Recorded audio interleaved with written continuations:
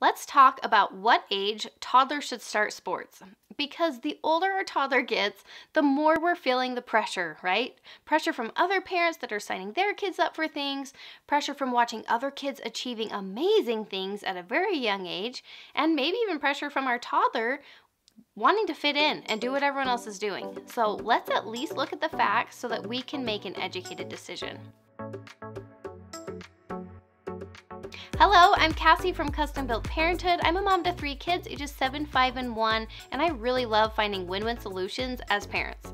I don't pretend to have all the answers, I just like to keep it real and have conversations about things that we are all running into as parents. We're bombarded with so much information, differing opinions, and even if all those opinions agreed on the same approach, it's complicated and overwhelming to implement. So if you're looking for parenting to be boiled down to a manageable level, I would love for you to subscribe to my channel, hit the bell, and join us in the comments. No matter what we're talking about, I am never up on some higher level with things totally figured out. I am right there with you, learning and growing.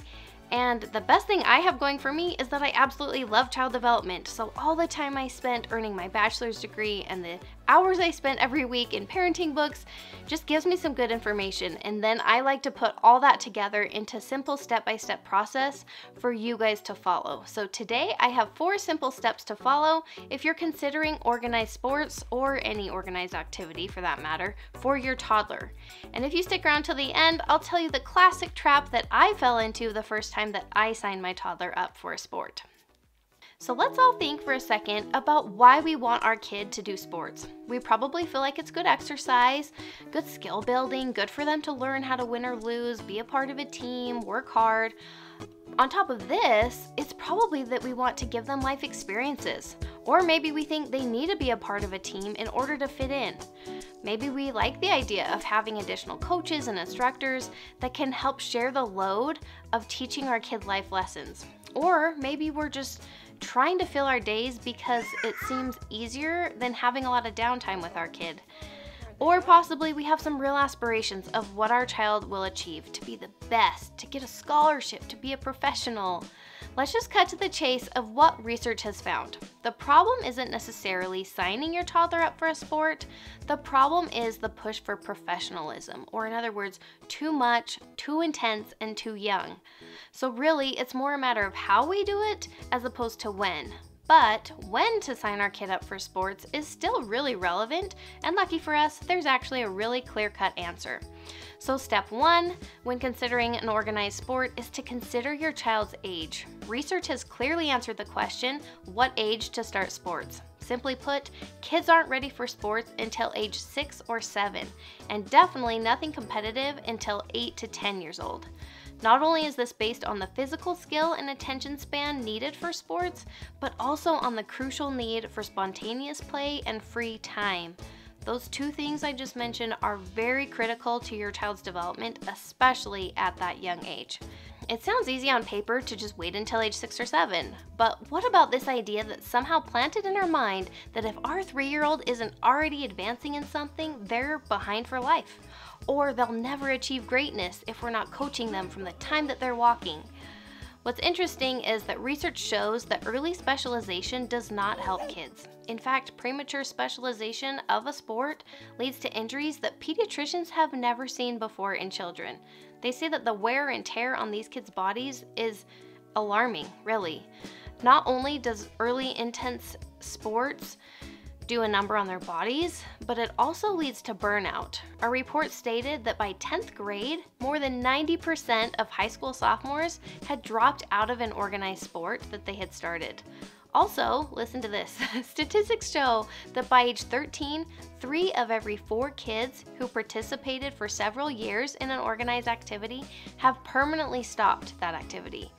Often those who started these activities were started before they were in 1st grade. Crazy, right? Moral of the story, wait to put your kid in any organized activity until age 6 or 7. Then follow the remaining 3 steps. If you're compelled to do it sooner, you just can't resist putting your cute little toddler in that little dance class. Totally fine. Just keep the following steps in mind for that as well. So step 2 is to encourage sampling by trying a variety of different things. We learned that early specialization doesn't help kids. You want to know what does help kids? Broad experience. They benefit from learning to use their whole body in a variety of ways. It's not only the age that they're starting sports, but that they're doing that one particular sport too much and too intense at that early age. So whenever you decide to sign your kid up for a sport, your goal should be variety. You want to give them the opportunity to sample a lot of different things. This will prevent burnout, but it will also prevent the wear and tear on their bodies that we talked about, prevent you from wasting your money, and I think it will also keep us as parents in check to not get quite so intense. Our focus really should be on their well-being and happiness, not on what they achieve. It's kind of the whole principle of seeing parenting and your child as a process, not a product. Have we talked about that here before? If we're gauging our success as a parent on the product of our child, so how they look, how they behave, what they're achieving, we are setting all of us up for unhappiness. It puts tremendous pressure on our kid, which leads to all kinds of problems. Plus, we're bound to feel disappointed and feel like a failure a lot. Can we talk for a second about why it's so hard for us to encourage sampling?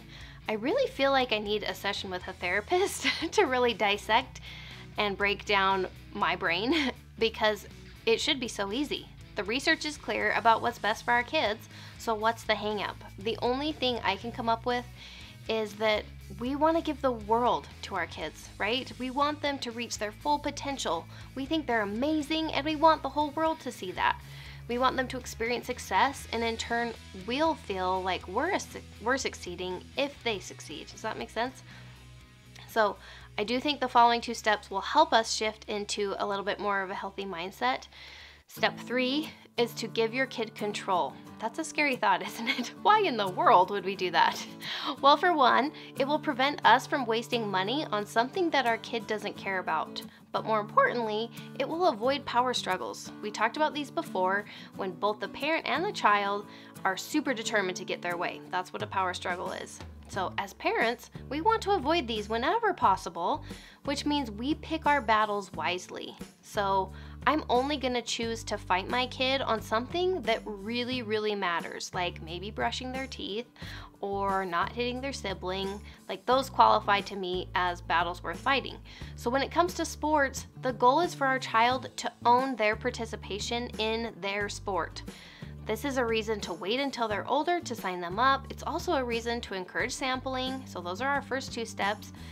That way they can try new things and not have this huge commitment. So I'm gonna give you an example to show you what I mean.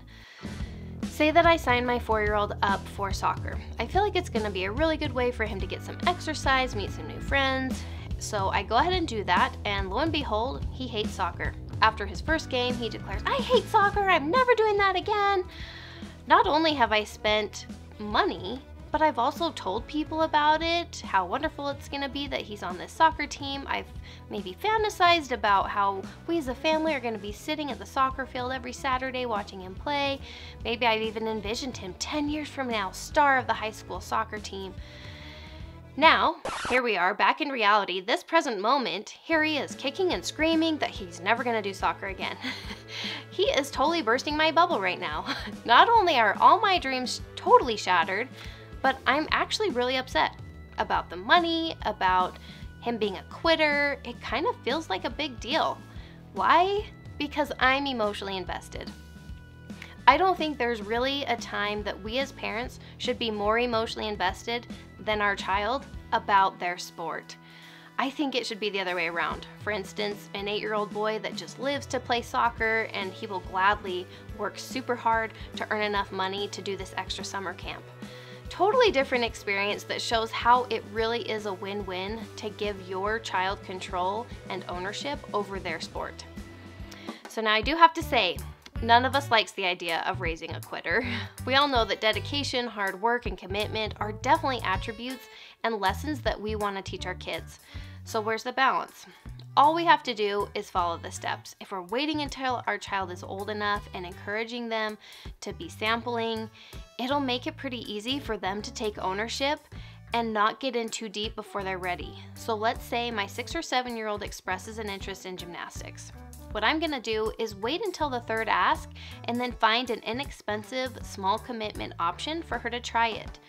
I say the third ask because I know, at least for my kids, there's a million different things that they talk about that would be so fun or so cool to try, but 9 times out of 10, this is very fleeting and they never have a second thought to that. But once my kid is asking about something the third time, so 3 different occasions, I know it's something that they're pretty serious about. So I usually start with the local rec center, see if they have a cheap, maybe 4-week program. And at this age, 6 or 7, since they're the one asking, I tell them beforehand that I'll be spending the money to sign them up and that I expect them to go all 4 times before deciding if they want to stop or keep doing it. I feel like this is an age-appropriate expectation of ownership and commitment. So what do I do if my 3-year-old asks to do gymnastics? Personally, I'd either just sign her up with no strings attached, meaning if there's a week she doesn't feel like going, we don't go. 0 guilt trip, no force. Or I accommodate her interest in other ways. So getting gymnastics books from the library, finding a free tumbling class on YouTube, maybe watching some Olympic routines. What else? Maybe just getting a gymnastics outfit and letting her tumble throughout the house. At this age, it will probably just be a phase that she'll want to play it a lot until she gets into the next phase. This is her way of sampling at her age and level. It really is more a matter of play than something they're super serious about. So we've considered their age, we've encouraged sampling, given them control, and now it's time to embrace your role as spectator. Observe your child's progress without getting in the middle of it or getting emotionally invested. This is the key to our happiness as well as our child's. The cool thing about sports is that we get to just be their parent instead of their coach. This can be an area where we choose to let go of ownership and can just watch and enjoy our kid for once from a distance. Obviously, some of us might have the role of coach, and that's totally fine, but for the rest of us, we can just show up as a spectator. This means that we're not going to push progression or even get involved with their instruction. We're not going to critique or further instruct after their lesson. We're just gonna support and let their coach or instructor do the heavy lifting. Guys, this is an awesome opportunity. It's a major load to carry being a parent, so embrace the chance to allow another adult to teach your kid something. Again, we may feel like we know what's best for our kid, or we know that they're capable of so much more, and it's hard for us to bite our tongue. But the point is that when it comes to these organized activities, our role really is spectator. I would bet coaches and referees everywhere would be thrilled for parents to own this role. If we start crossing that spectator line, we are likely to spoil our kids' experience and even compromise our relationship with them. Quick example. So back when my daughter was 4 and we were really intensely in the middle of building our house, I signed her up for a rec center tumbling class. We were living with my grandma at the time and didn't have a ton of space, and life was just super stressful, so I thought it would be a nice way to give my daughter a space to just really go run around, play, and have fun.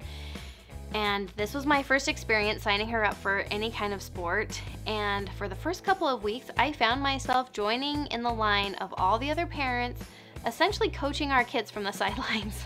These teeny tiny kids, of course, had a really hard time following the instructions, and there were only a couple coaches in this big huge gym stationed at certain spots, so a large part of the class time was spent with these little toddlers literally just standing around having no clue what to do. So naturally, parents gravitated from their seats up to get really up close and personal to their kid to help them know what to do.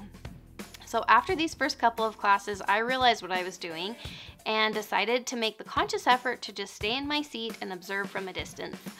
For me, this turned into bringing a book to read while I was there because it was just way too painful and hard to watch without jumping in and doing something. So I made this switch back then for selfish reasons. I was tired of getting frustrated and just worked up over the whole thing. I realized it was craziness. This was a 4-year-old in a tumbling class, not worth my energy.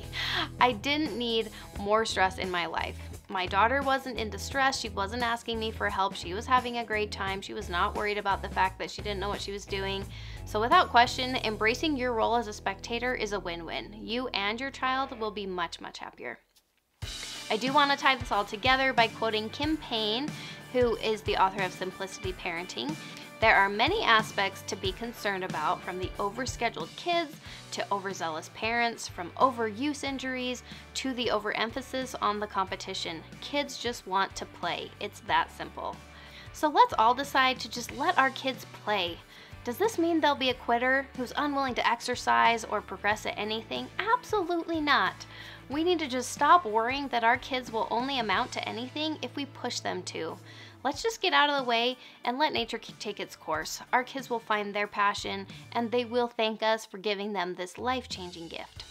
Give this video a thumbs up if you enjoyed it. Keep up the great work, and we'll see you next time.